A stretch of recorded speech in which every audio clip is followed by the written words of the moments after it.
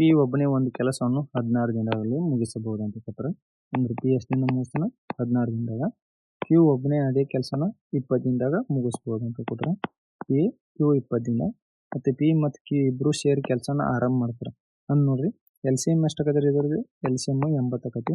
16 ಇಲ್ಲಿ 80, 24 80 ಆಕತಿ. ಆದರೆ ಕೆಲಸ ಮುಗಿಯುವ 7 ದಿನಗಳ ಮೊದಲು ನೋಡ್ರಿ, 7 ದಿನದ ಮೊದಲು ಅಂತಂದು ಕೊಟ್ಟರೆ ಸಮಯ ಉಳಿದಿರುವಾಗ ಕ್ಯೂ ಕೆಲಸ ಬಿಟ್ಟು ಹೋಗ್ತಾನೆ. ಅಂದ್ರೆ ಈ 7 ದಿನದ ಲಾಸ್ಟ್ 7 ದಿನದ ಕೆಲಸ ಯಾರು ಮಾಡ್ತಾರ್ರಿ? ಅಷ್ಟ ಪಿ ಒಬ್ಬನ ಮಾಡ್ತಾನೆ. ಅಂದ್ರೆ ಪಿ ಎಫಿಷಿಯನ್ಸಿ ಎಷ್ಟೈತಿ? 5 ಐತಿ. ಅಂದ್ರೆ 7 ದಿವಸದ ಎಷ್ಟಾಗತ್ತೆ ಅವತ್ತಂದ್ರೆ 35 ವರ್ಕ್ ಇದನ್ನ ಪಿ ಒಬ್ಬನ ಮಾಡಿರ್ತಾನೆ. ಅಂದ್ರೆ ಉಳಿದಿದ್ದು ಎಷ್ಟು ವರ್ಕ್ ಉಳಿದಿರ್ತೈತಿ? 80 -35 ಮಾಡಿದ್ರೆ ಉಳಿದಿದ್ದು ವರ್ಕ್ 45 ಉಳಿದಿರ್ತೈತಿ.